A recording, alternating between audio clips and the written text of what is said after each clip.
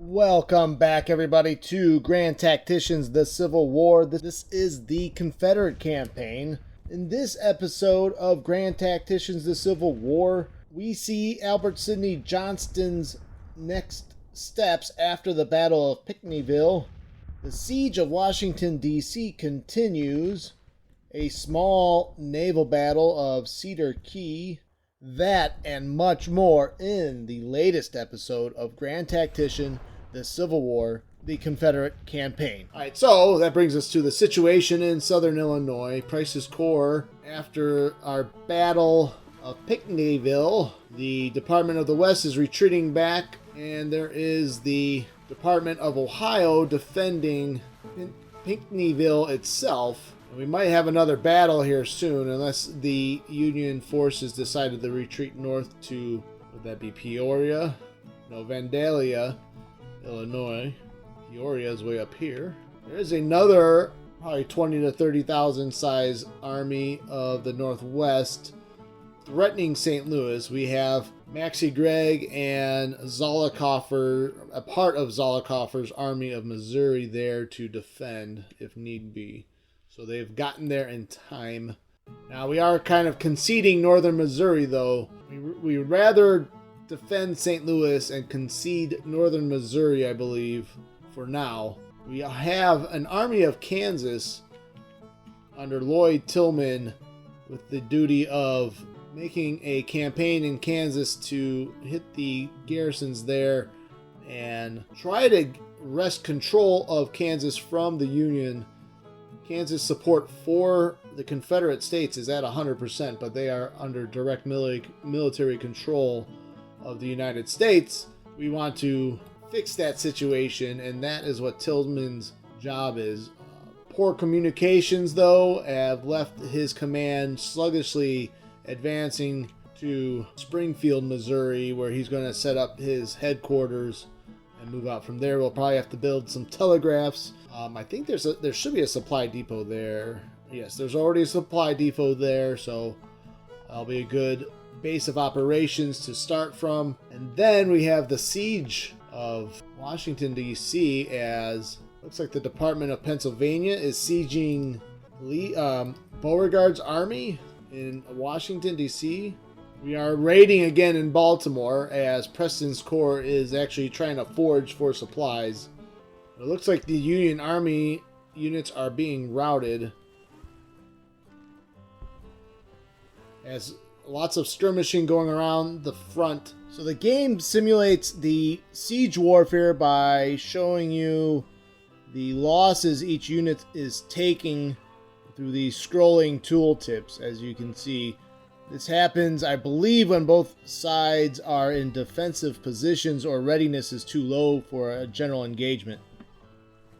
Combat action suffering 4 casualties. So lots of skirmishing around in between the Washington, D.C. and Frederick, Maryland area.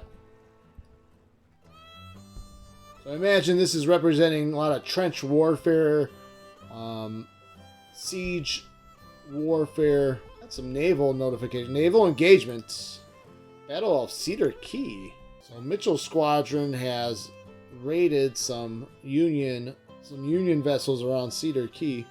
Battle of Cedar Keys has ended with Mitchell's squadron retreating. The engagement was desperate, with us being thoroughly outgunned and outmaneuvered by superior enemy. The condition of the enemy fleet is believed to be good. The condition of my fleet is good. So basically, Mitchell is trying not to completely engage.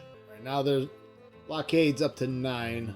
So the blockaded ports, some of them are around 70% efficient at Elizabeth, Gosport, Shipyard, West Point. Those are all around the James River area, and Virginia and North Carolina, I believe. Yeah, here you go. West Point, Rockets Landing, Onondaga, and Elizabeth. All right, let's fast forward through another day here. Combat action, 9 casualties, so lots of little skirmishes going along the front. Another naval action. Price is at destination. My corps has reached a given objective with 21,000 men and 44. Morale in the men is confident, and they are well rested. The readiness of is currently excellent. So readiness is good. On price is command. Alright, we're going to call off the raid, and I don't want to lose Baltimore. Never mind. Alright, let's move forward with February 14th as skirmishing continues around Washington and Baltimore. See, Preston's Corps morale is at 65.9%. Weekly influence on morale. In range, telegraph, low on food. So that is really hurting the fighting spirit of his men. I wonder if we can maybe construct a depot. How long will that take with the cavalry corps? 19 days. Okay, that's not too bad.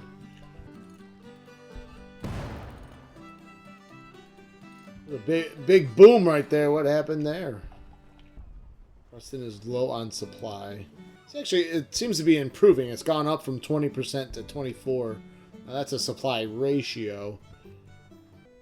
We attach another division to Magruder. We're going to assign Marcellus Stovall as the commander. I wonder if there's anyone deserving of a promotion. James McIntosh. Let's give McIntosh a division command. That'll allow us to assign Leonidas Polk a brigade. And McIntosh deserves that promotion. He's been in a lot of battles so far. He's a hardened veteran, battle experienced. He's a rising star. John K. Jackson will be assigned a brigade command. So we've reinforced Magruder in case he needs to strike across the river into Washington and help with the siege there. It might be used to break the siege. I wonder if we send Ewell and Magruder to take Annapolis, and then we can hit the Army of Potomac from the right flank. I mean, our supply situation looks good in Washington. I'm not worried about that.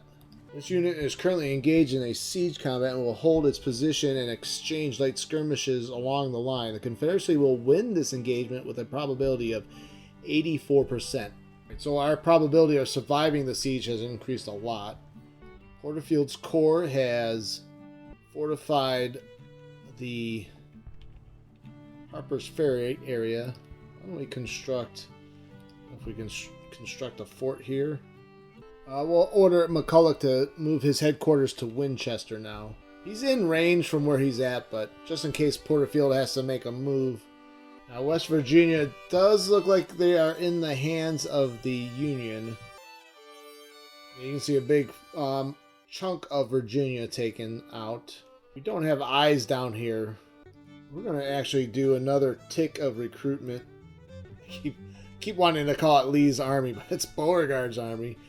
Beauregard has done a really nice job commanding the Army of Northern Virginia. All right, let's play another day in the Eastern Front, and then we'll check back and see what Price is up to out west and see how the Army of the West is doing under Albert Sidney Johnston. So nightfall hits. Here's the morning.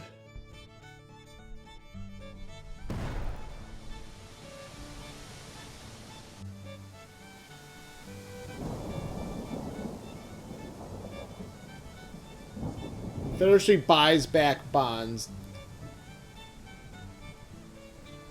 Confederacy today bought back $10 million in bonds on the public debt markets at the current interest rate level of 7.49%. High surpluses and a filled treasury supported this transaction. That's really good news.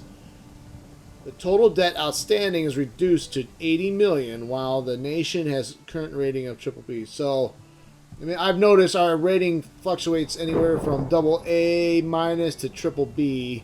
We actually bought back bonds and reduced our debt. That's unheard of. Yeah, you can see the surplus here, and then you can see us. Okay, very nice. Nicely done. Nicely done, Finance Minister. So it looks like a winter storm here in mid-February has struck Maryland. I don't think much movement going on there. Let's take a look at southern Illinois, and I think it's time to advance on the Department of Ohio. Let's secure Pinckneyville for sure. Anything else going on here? We've got Archer's Corps on the march to Harrodsburg, Kentucky. Joe Johnston setting up headquarters at Bowling Green. Looks like we took back. We haven't secured Hartford, but we have the depot under our control. Armistead currently is on low readiness. Well, price is low on supplies. You're not drawing from Cairo? A little bit. Just too many men here. And actually, Cairo itself does not have a supply depot near there. Now, I think you draw off some supplies from the city. Well, I only see the Department of Ohio, who we just beat. I think it's time to strike at Pinckneyville one more time. Hood on low readiness. Price's Corps is ready. Price's Corps is on the march. Oh, looks like the siege has ended. Glorious victory at the Chesapeake and Ohio Canal. Department of Pennsylvania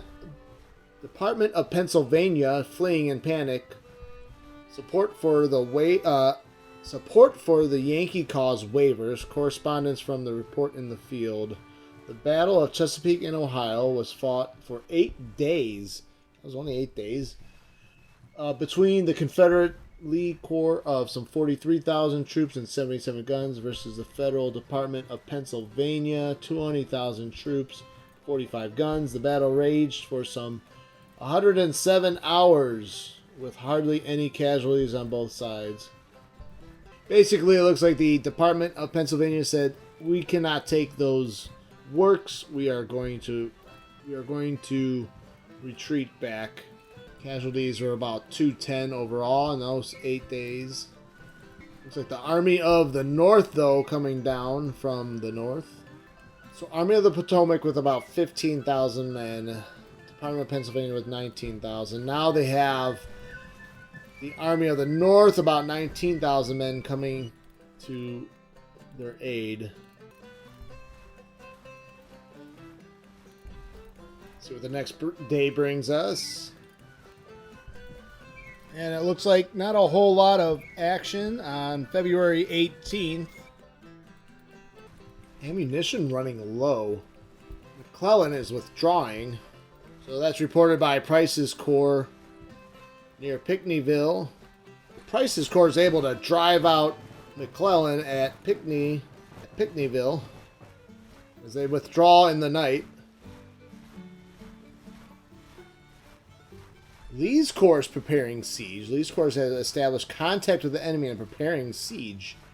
So price is low on supply, but hopefully we can capture this depot and resupply ourselves. And let's investigate this re-sieging of Washington back east. Take a look at the developments there. It is February 20th now.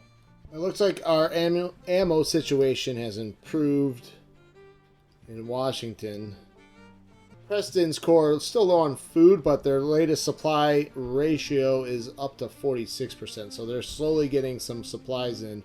We're actually drawing supplies through the Baltimore port. Army of Northeastern Virginia, where are you going? Are you just retreating into Delaware, or are you making a move south? Meanwhile, out west, going through February 21st, Price's Corps is capturing Pinckneyville. Buckner is joining them. Someone got wounded. Colonel Kershaw has recovered. So we're going to create this Department of the Interior. Bragg would have been a good choice, but he is wounded right now. Actually, I'm thinking George Koch will be a good person for this task. Could assign the Florida State Militia to that unit. So this will be Department of the Interior.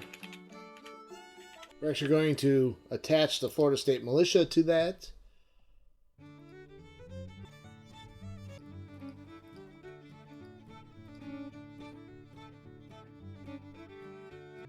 We're actually going to order Bates Corps near Richmond. Well, first, actually, we're going to order him to guard Stanton.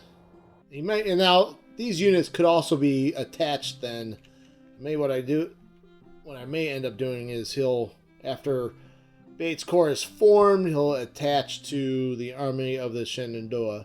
So we'll kind of use the Department of Interior to create units in the, especially in the deep eastern South area. Then they can also be used to help defend any coastal threats. That's the idea there. I can just build cores off of this. Now, the only thing you want to be careful of that is you probably anything east of the Appalachia, because I think you'll have to be careful of the time, because it's going to take a month for Clark's brigade out of Mississippi and then Alabama. But if you use the auto generate, they'll try to match the location of the Corps headquarters to better speed up the process. But because I have enough soldiers in North Carolina to form an artillery battalion, that artillery battalion is formed in North Carolina. So I just said a bunch of jumbled up words there. I hope you followed that reasoning and rationale. It might actually behoove us to do a deep, like an army of the interior Mississippi, and then you just use that headquarters to build units, and then you can send them out to the other commands if they're not needed in the interior, of course. Okay, so glad we got that out of the way. I think we are all on the same page. Let's move on. I think we have a very important decision to make here in the West as what we should do. We've got the Union on the run in Illinois, and even though they have some armies here that could help slow us down, you can see, look, these armies are forming up. 35th Army. 35th Army. How many armies do they have? Is there really another 34 armies? Did they run out of names? Are they forming that many armies? So it looks like they are scrambling to form armies. And they're going with the World War II style of naming armies after just the number of armies. Now we could try to invade deep into Illinois and maybe even all the way to Chicago, or hug along the Ohio, maybe threaten Indianapolis. That way we'd still have access to north-south roads. Let's say we move towards Indianapolis, and then we can use this main road here through back to Louisville, and that will give us, we have Johnston in Kentucky, kind of fortifying that area as somewhere we can retreat back to if we decide to go that route. Because I think the deeper we go into Illinois, we can be hit from, we really expose our flanks. So we could use what river is this? So this is the Wabash River. The Wabash River in Indiana, or starts in Indiana, feeds into the Ohio. We have 3 corps in, let me think out loud here. We have 3 corps under A.S. Johnston. We could have one hug the Wabash, one straight up through Vandalia to Decatur to Bloomington, and then the other, and then maybe one behind the main force, so Hood could lead, and then Buckner in behind with Price on the right flank. And Price can hold the Wabash line. And then you already have Zollicoffer on the Mississippi. And Zollicoffer, what he could do is distract any Union army along the Missouri here. Mississippi. We could send Buckner over to help and maybe hit the Army of the Northwest. We've got a campaign forming here. So we'll hold tight in the east. Beauregard's going to consolidate his gains. You can see the Union armies are definitely forming up to try to hit Washington, D.C. Now, that doesn't mean Beauregard might not campaign out of here, we're already thinking about hitting Annapolis. So Annapolis to through Baltimore and to hit the Union Army forming in around Frederick as a possibility. Or we hold tight and hold the Washington line. So as we get our armies into position, let's see, Price is building a depot in one day. So Price we'll probably have to go back to Shawneetown Ferry, build a depot there, and then use the Wabash, move north. And then we need to get Hood up. He will not move. No movement possible in hostile territory due to low readiness. So we got to get Hood's corps up and moving. We got a telegraph in Cairo and in Pinckneyville, so that's good. We've got good telegraph network there from. So if you made it this far, do me a favor and hit that like button and subscribe if you haven't already, or leave a comment. You can leave a comment about how many times I screwed up the naming of the Mississippi River and called it the Missouri.